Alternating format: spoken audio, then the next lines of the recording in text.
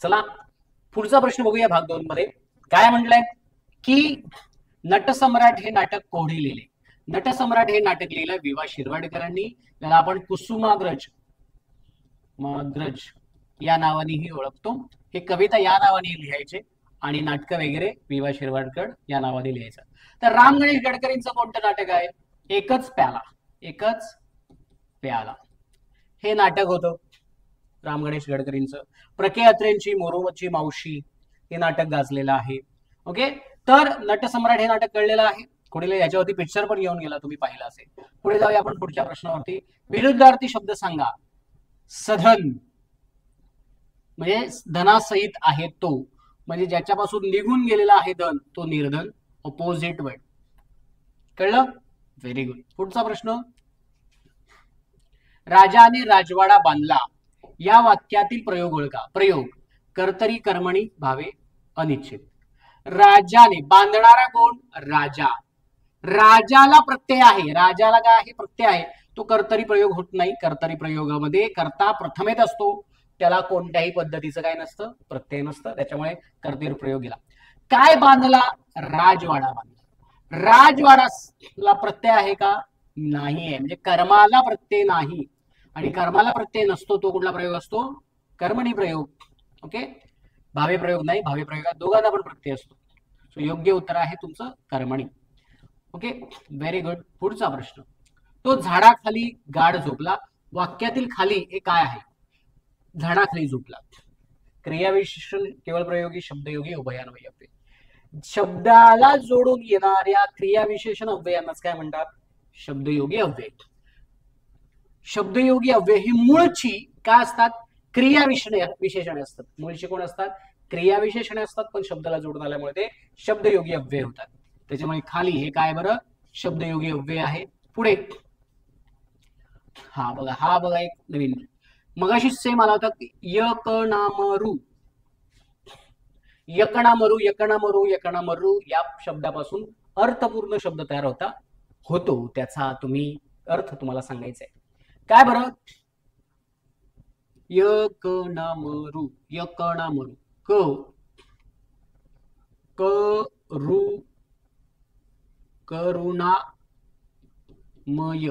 करुणामय. आणि करुणामय म्हणजे आनंददायी का? नाही.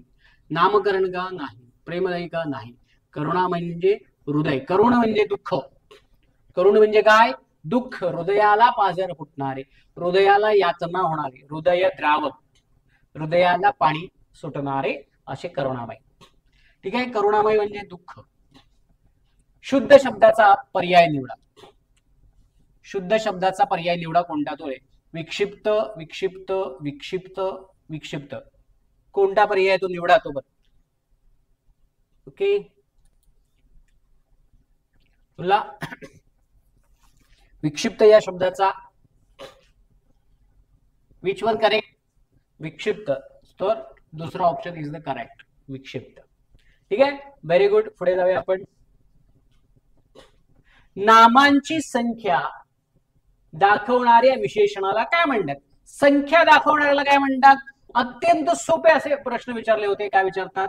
संख्या विशेषण, संख्यावाचक विशेषण. काय म्हणतात बरं? संख्यावाचक विशेषण. संख्यावाचकाचे किती प्रकार पडतात बरं? संख्या विशेषणाचे परत 5 प्रकार पडतात. कोणते बरं 5 प्रकार? गणनावाचक, दुसरा आहे क्रमवाचक, तिसरा आहे कोणता? आवृत्ती, चौथा पृथकत्व, आणि 5वा प्रकार पडतो तो म्हणजेच अनिश्चित. असे 5 प्रकार पडतात. कोणाचे? संख्यावाचक विशेषणाचे. नामाची संख्या दाखवणाऱ्याला संख्या विशेषण, संख्या विशेषणाचे परत 5 प्रकार, गणनावाचकाचे परत 5 प्रकार पडतात. 3 प्रकार पडतात. कोणते? पूर्ण म्हणजे पूर्णांक, अपूर्णांक आणि साकल्य, असे परत 3 प्रकार पडतात. म्हणजे जिथे जिथे ऑप्शन येईल त्याचा तुम्हाला काय करता आला पाहिजे? चिरफाडी करता आली पाहिजे त्या प्रश्नांची. Okay, very good. पुढे जाऊया आपण. संधियुक्त शब्द लिहा. फल, आहार. आ. ही कुठली संधी आहे बघा, स्वराच्या पुढे स्वर झाला तर स्वर संधी होते, आणि त्याच्यात म्हणजे दोन्ही सजाती एकाच जातीच्या आहेत तर त्याचा दीर्घ स्वर होतो. दीर्घत्व संधी आहे. कुठली आहे स्वर संधीची? दीर्घत्व संधी.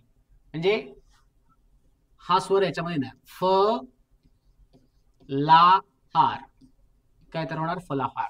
कुठे आहे बरं फलाहार? ऑप्शन क्रमांक 4 इज द करेक्ट. कळलंय? Very good. पुढे जाऊया. पटकन, जास्त वेळ न घालवता. तो भेटला आणि पटकन निघून गेला. भेटला आणि पटकन निघून गेला. वाक्यातील आणि हे कोणते अवयव आहे? अव्यय आहे. आणि हे अव्यय असून कुठला आहे? उभयान्वयी अव्यय. उभयान्वयी अव्यय काय करतात? दोन वाक्य किंवा दोन शब्द जोडण्याचं कार्य करतात. मग तुम्हाला अजून प्रश्न पडला पाहिजे की उभयान्वयी आहे, मग त्याचा कोणत्या उपप्रकारातला आहे? तर समुच्चय बोधक.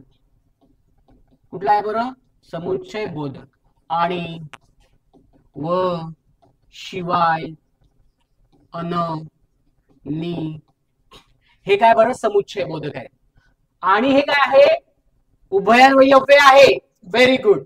परंतु उभयान्वयी अव्यय मधलं कुठलं आहे? तर समुच्चय बोधक आहे. हे तुम्हाला डिटेल्स मध्ये कळलं पाहिजे. ठीक आहे. क्रियाविशेषण अव्यय म्हणजे काय? क्रिया कधी, कोठे, कशी घडली हे आपल्याला सांगतं क्रियाविशेषण. शब्दयोगी अव्यय शब्दाला जोडून येतात. केवळ प्रयोगी उत्कट भावना व्यक्त करण्यासाठी येतात. अबब वगैरे, शी. कळले? Very good. पुढचा प्रश्न जाऊया आपण. खालीलपैकी भूतकाळी वाक्य कोणतं? भूतकाळ म्हणजे माहिती आहे, एखादी गोष्ट घडून गेली आहे ती. झालं होता, त प्रत्यय येतं क्रियापदाला. काय छान फुल आहे हे, काय छान फुल आहे हे, हे मी आत्ता सांगतोय म्हणजे वर्तमान काळात सांगतोय. Very good. हे नाही येणार. किती सुंदर होता तो देखावा. होता, ता म्हणजे भूतकाळ सांगितलं की नाही? मी तुम्हाला मगाशीच बोललो होतो, त आला. भूतकाळात काय येतो? त येतो. होता, गेला होता, झाला होता. होता म्हणजे हा भूतकाळ येऊ शकतो. लगेच डायरेक्ट उत्तर द्यायचं नाही. पुढचं वाक्य आहे का जरा चेक करायचं परत. काय सुंदर गीत गात आहे ती. गात आहे ती म्हणजे लाईव्ह आहे, चालू वर्तमान काळ, म्हणजे हे पण नाही येणार. किती सुंदर मनोरा आहे हा, हा म्हणजेच वर्तमान काळ, त्याच्यामुळे हे पण येणार नाही. योग्य उत्तर आहे भूतकाळीतला किती सुंदर होता तो देखावा. गुड. पुढे जाऊया आपण. अनंत आणि अथांग. मगाशीच आपण दोन शब्द बघितले होते. समास ओळखा. कुठला आहे? बहुर्वी समास. कुठला आहे? बहुर्वी समास. ज्याला अंत नाही असा तो, ज्याला थांग नाही असे ते. अथांग. पुढे, तो कधीच खोटे बोलत नाही. या वाक्य होकारार्थी करा. काय करा? होकारार्थी करा. वाक्य रूपांतरांमध्ये होकारार्थीचं नकारार्थी करताना किंवा नकारार्थीचं होकारार्थी करताना ते वाक्य विरुद्धार्थी करायचं. काय करायचं? विरुद्ध. होकार असेल तर नकार करायचा, नकार असेल तर होकार करायचा. आता या वाक्यात काय बरं? बोलत नाही म्हणजे काय आहे? वाक्यात नकार आहे. त्याचा होकार करताना जे इथे जी गोष्ट आहे, एखादा शब्द, त्याचा काय करायचा? विरुद्ध करायचा. खरेचं काय होणार? खोटेचं काय होणार? खरे. काय होणार? खरे. अर्थ न बदलता वाक्य. तो कधीच खोटे बोलत नाही याचा अर्थ काय? तो खरे बोलतो. तो खरे बोलतो याचाच अर्थ तो खोटे बोलत नाही. वाक्य रूपांतरामध्ये अर्थ बदलता कामा नये. हे पॉइंट तुम्ही नोटेड माहिती. ठीक आहे? अर्थ बदलता कामा नये. तो नेहमी खोटे बोलतो येणार का वाक्य? नाही. तो नेहमी खरं बोलत नाही. नाही. तो नेहमी खोटे बोलत असतो असे नाही. तो नेहमी खरे बोलतो म्हणजेच तो खोटे बोलत नाही. ओके. Very good. पुढे, बाईश भाऊ बायकांनी बडबडला. वाक्यातील ब ब ब ब ब ब एकाच अक्षराची पुनरावृत्ती होत असेल तर त्या अलंकाराला आपण काय म्हणतो? अनुप्रास. अक्षराची काय होते बरं? पुनरावृत्ती होते. काय होते? पुनरावृत्ती होते. यमक वाक्याच्या ओळीच्या सुरुवातीला, मध्ये किंवा अंत्य अर्थामध्ये भिन्नता परंतु उच्चारामध्ये समानता असेल तर त्याला आपण म्हणतो यमक. श्लेष एकाच अर्थाचे दोन शब्द, एकच शब्द दोन अर्थांनी वापरला जातो. उत्प्रेक्षात जणू गमे भासे वाटे. पुढे विरुद्ध शब्दाची जोडी. हा मस्त प्रश्न आहे. विरुद्ध शब्दाची जोडी. तटिनी सरिता. सरिता म्हणजेच नदी, तटिनी म्हणजे पण नदी. हे समानार्थी शब्द आहेत, त्याच्यामुळे ही योग्य जोडी नाही. कलंक म्हणजेच कालिमा, एकमेकांचा समानार्थी शब्द आहेत, नाही. विरह दुरावा, एकमेकांपासून दूर जाणे, हे पण नाही. आय आणि वे हे एकमेकांच्या काय बरं विरुद्ध आहेत. आय म्हणजे येणे, व्यय म्हणजे जाणे, ऑपोजिट आहेत. कळलं? Very good. पुढे जाऊया आपण. नियोजन नसेल तर कार्यक्रमाचा टिंबटिंब होऊन जातो. काय होऊन जातो? खेळ खंडोबा. काय होऊन जातो? खेळ. तमाशा होत नाही, कचरा होत नाही, खोळा होत नाही. काय होतो? खेळ खंडोबा.